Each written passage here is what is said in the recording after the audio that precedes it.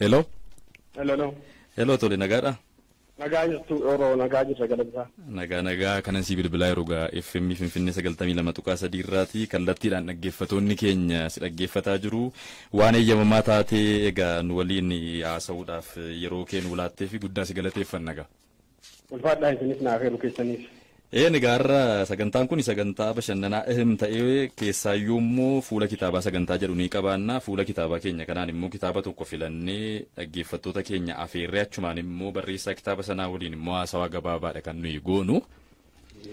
Wantoota achi keessa jijjiiran waa muraasadha kan nuyi waliin haasofnu deeqama muraasadha kan nuyi yeroo kee fudhannu egaa kanaan dura baay'ee yeroo garaagaraa taasaa turreerra na waliin wanti tokko wantan si gaafachuu barbaadu maalidha seeti toleera. Kitaaba kan yeroo barreessitu xinnoo ishee ija jabinni wayii keessatti mul'ata.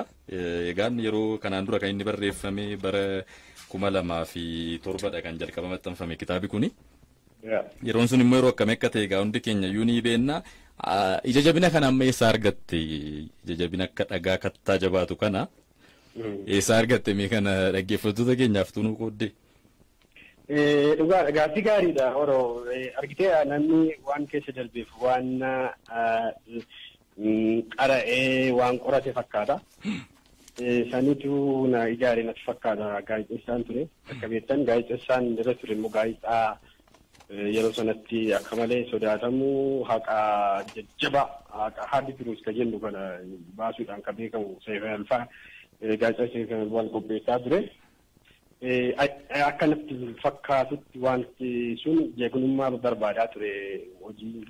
yeroo sana gaazexeessummaa walabaa hojjechuun sanatu na ijaare akka itti guddatanis waan tokko waan qaraan ka biraadha keessatti garuu piraaktikaalii muuxannoon jireenyaa ati kee dabartu jabina ta'uudhaaf yookaan hojii jabaa hojjechuuf si jira falaasaa warra Raashaa Dostoevskii jedhamu ka barreessaa beekamaa tokko maal jedha qalamni kee sirriitti akka barreessuu fi dhiiga kee irraa qalama keetti jedha. Jagnummaa barbaada jechuudha kana jechuu gooti. Egaa sirriidhaanis yeroo tokko na yaadadha bara 2005 oora afurii bilbilaan wal quunnamna turre tokko ani wantani sirraa dinqisiifadhu tokko maalidha barreessitoota gara amma yeroo sana fedha barreeffamaa faa yeroo qabaannu namoota faa tokko namoota barreeffama barreessuu barbaadan faa sittan ergan ture isaan waliin akkaataan itti haasoftu namoota jira miti sadarkaa hundumaa laattee fi kabaja hundumaa laattee fi akkaataan itti haasoftu kun baay'ee guddummaa kee waan agarsiisudha yeroo sana yeroon si bilbiluu biyyuma keessa teesseeti kanatti barreessitu jedhee faa yeroon si gaafadhu biyya abbaa koo dhiiseessan deema faanaan jechaa turte inni sun wanta guddaadha dhugumayyuu gaazexaa Seefana Balbaaliif The Voice irratti akka hojjetaa turte kitaabicha keessayyuu kaa'amee jira garuma kitaaba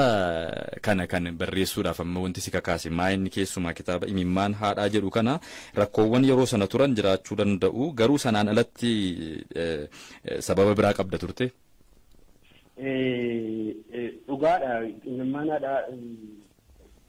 kitaaba na faana guddate beektee gaafa naa iskuulii baruu kaasee na yaadadha bara mootummaan jijjiirame dargii jirame daa'ima turre mootummaan dargii kufee kutaa shanii barana fakkaata.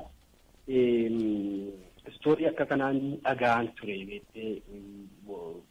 kun akka maatii dhugaasaa kana ka qabsootti faffaca'e kaan bosonatti kaan barnoota jabanaatti kaan jireenya kaanitti faffaca'e ammoo akka sadarkaa maatiitti immoo jedhee na faana guddate waan sun yoo laalu kooziin sun koozii maatii osoo hin taane koozii biyyaati naashinaal koozii jennu kana kayuu biyyaati sansanii qoradhe wanni guddaan tokko isa jechuudha kan hedduu lafa kaase garuu dhugaa dubbachuuf hojii gaazexeessummaa keessatti mudannoon argeedha akkan yeroo hundumaa barreessitoota gorsu barreessaaf jireenyi isaa mudannoo yoo mudannoo jireenyaan qabu ta'e barreessaa ta'uu hin danda'u tokko jechuun mudannoon jechuun waan guyyuu qoratan waan itti deemanii qabatamaatti ilaalan hamaallee ta'e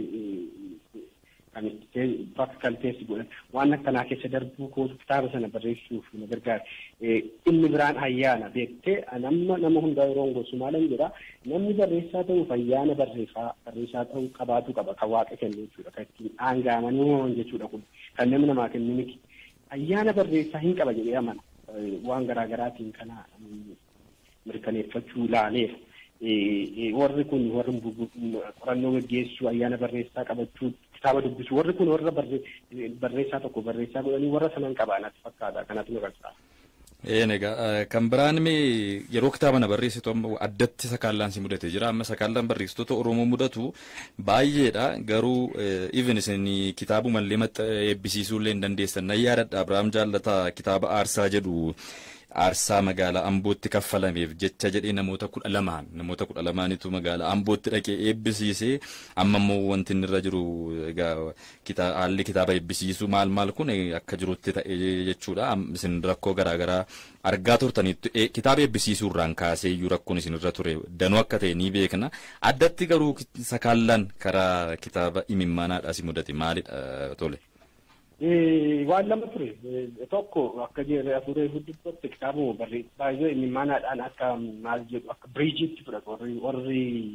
qorattoonni riseercheriin ogbarruu akka riqicha jechuudha riqicha jedhu imimmaanaadha maaliif ogbarruu afaan Oromoo ongee rukutee ture ogbarruu afaan Oromoo akka malee haphatee ture bara 1990 keessa baay'ee ture booda gidduutti haphatee ture imimmaanaadhaa gara waltajjiitti deebifte ogbarruu Oromoo jedhanii warri qoratanii baay'een manaadhaa qorannoon guddaa irratti gaggeeffameera. So yeroo riqicha taatu gatiin baafta maali gatii qabaafne fakkeenyaaf kitaaba kana barreessanii maxxansuudhaaf mataan isaa yeroo sanatti afaan Oromoo maxxansuun akka malee danqaa qaba. Inni maayyuu immoo qabiyyeen kitaabichaa mataan isaa danqaa nama taate natti fakkaatan yaadadha fulbaana keessa ba'ee nama 15 nama anka 50 taaneen eebbifame kitaabni sun mana mootummaa otoo hin taane warra Raashaa Pushkin warra Raashaa aadaa fi giddugaleessa aadaa warra Raashaatti eebbifame namoota muraasa kan dhufuu danda'e ni sodaatame yeroo sana afaan Oromootti deemuun iyyuu qabiyyeen isaa waan lama gabaatti baasanii gurguruun akka malee danqaa ture. Na yaadadha irreecha ture bara sana bara 2007 akka faranjiitti yookaan naannoo yeroo sana 2000 fakkaata akka lakkoofsa biyya kanaatti fulbaana irratti irreecha irratti dhiyeessinee irreecha irratti ni hidhan na yaadadha kitaaba afaan Oromoo waan biraa miti afaan Oromoo kitaaba maxxanfame sana kitaabni sun gara kitaaba 500 fudhatanii yeroo sanatti sadarkaa kanatti deemta jechuudha qabiyyee isaatiin kan ka'e ergi dubbifame booda dhiibbaa hedduutu irra ga'e akka wantoota jedhu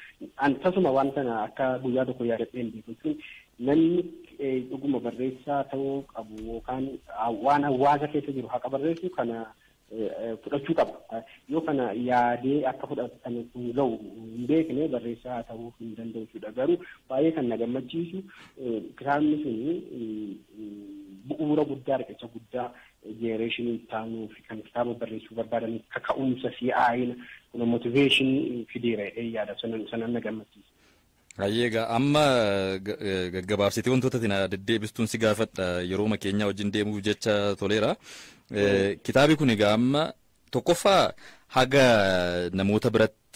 bira ga'uu qabu hin geenye kan biraan haga kitaabi kun immoo uummata biratti beekamuu qabu hin beekamne jedheeni kana yaadu akka dhuunfaatti kun immoo sababoota garaagaraati sila kaafterraan ta'uu danda'a. Amma egaa carraa amma jiru kanatti jechuun carraa sooshaal miidiyaatiin beeksisuus haa ta'u wantooti garaagaraa jiru hojiiwwan garaagaraa ni qabda kitaabota 3 imimmaanaadhaa dabalatee kitaabota 3tu jira amma maxxansa biraa of harkaa qabdaa kitaaba kana yookaan immoo maxxansiiftee gabaadhaaf dhiyeessuuf yaaddeetta akka yaadutti kan maxxanseeraaf su mana kitaabaa Gilillee akka ta'e dhagaa kan dugda kitaabicharraa dubbisuu danda'e. Dhugaadha kitaabni sun sadii maxxanfamee alaafaa maxxansa arfaffaarra jira. Yoo gidduutti addaan kunne sun dogoggoraa jechuun akka dubbistoota kiyyaatiifaman gaafadhaa irra deebi'amee maxxanfamee sun baay'ee nama taakonsii ta'uu danda'a. Kitaabni kun silaa akki kitaabni kun itti qoratamee fi sadarkaan kennamee fi baay'ee uummata bira akka ga'uu qabu ture sababa garaagaraatiin baay'inaan uummata biraan geenye amma yeroo dhiyoo keessatti kana yaadu kitaabuma sanallee kitaaba raayyaa dhugaallee lamaanuu hedduu ka barbaadaman maxxansee uummata bira bal'inaan akka godhan ga'uu gochuudhaaf qophiin qaba.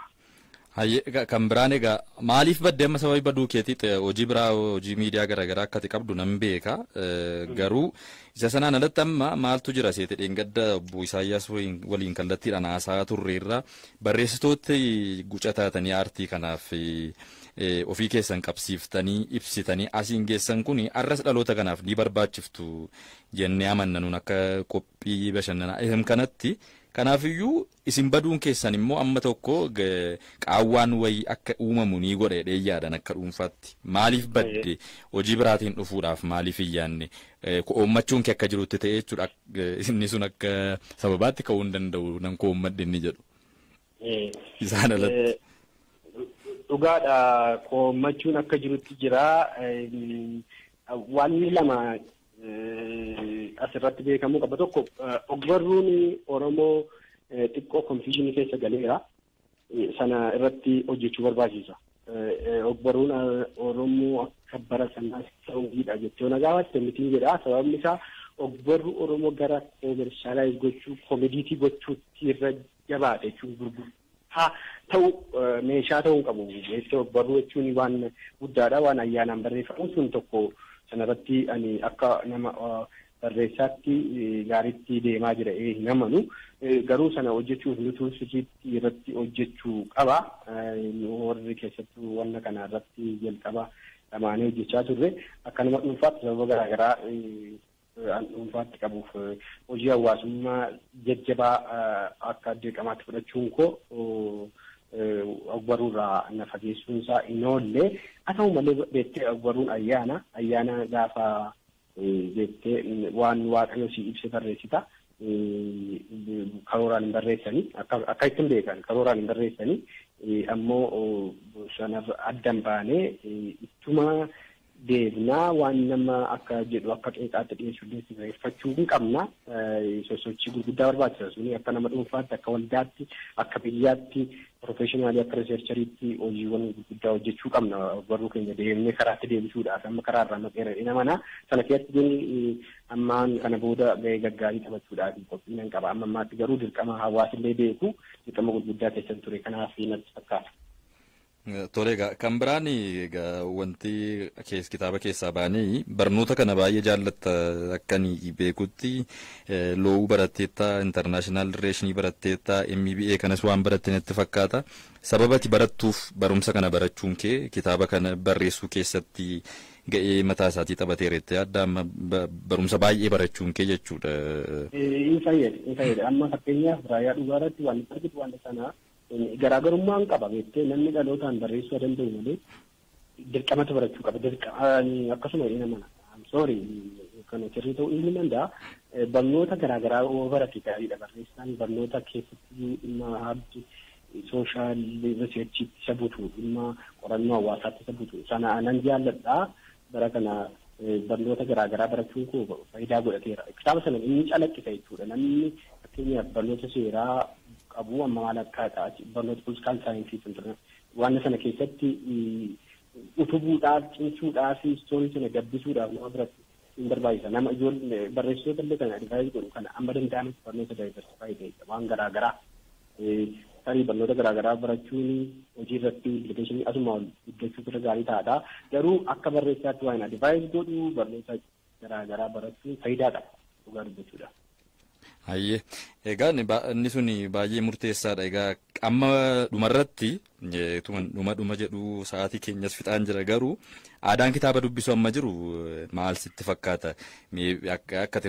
kanatti deebinatti na deebistu beekamaadha gadi bu'eera akkati jettu beekamaadha garuu isa kana deebisanii ol kaasuudhaaf wanti godhamuu qabu maal gochuudha qaba namni amma sooshaal miidiyaa irratti kan gara caalu nuti hirkannee jirru dippendi kan taanee jirru ati immoo yeroo tokko akka dubbattutti sooshaal miidiyaa irra wanti jiru nooleejiitu hin taane infoormeeshiniidha jettee dubbatta sirriidha miti ani yeroo baay'ee haasofnee turre akkasnaan jettee turte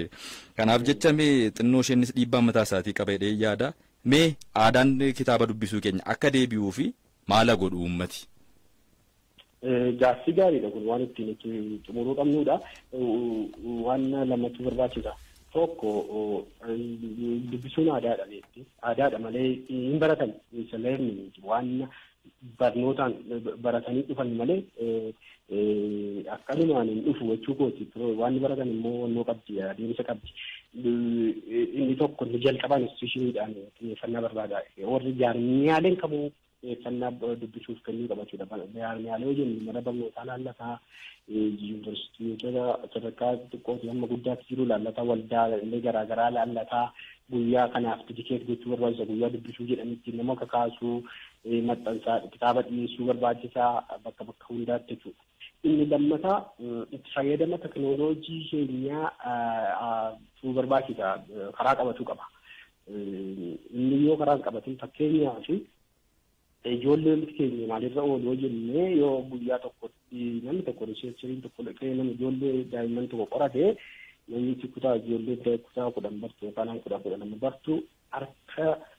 caalaa guyyaa tokko keessatti kan sooshaal miidiyaatti dabarsiti. Sooshaal miidiyaa irratti dabarsuun akka addunyaan agarsiisaa jiru diroobaatiinsaa dabalaa jirachuun rakkoon inni fidu dabalaa jira. Akkuma infoormeeshinii gaarii kennaa beekumsaan garuu namoonni akka qaban beekumsa xiqqoo ciccittuu nama fayyadne irratti akka hundaa'u taasiseera. Kanaatiif kun poolisii barbaada waan akkanaa kun beekte biyyoonni kaan poolisii irratti baasaa jiru kun mirga namaa dhorkuuf deemtaa akkamiin namoonni barnoota babal'aa kitaabota gurguddaa dubbisuudhaaf madaqu yookaan immoo haamilee horatu ka jedhu sadarkaa imaammataatti illee waan laalamuu qabu natti fakkaata. Hayyee gaa toleeraa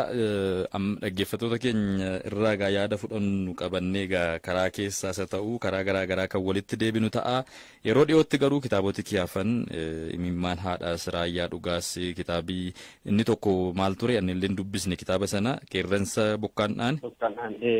seenaa gootaa wayi kanatti keessatti barreessite kitaaboti sun sadan egaa bifa haaraatiin osoo deebi'anii uummataaf dhiyaatanii kan jedhu yaada qabna. Sababiinsaa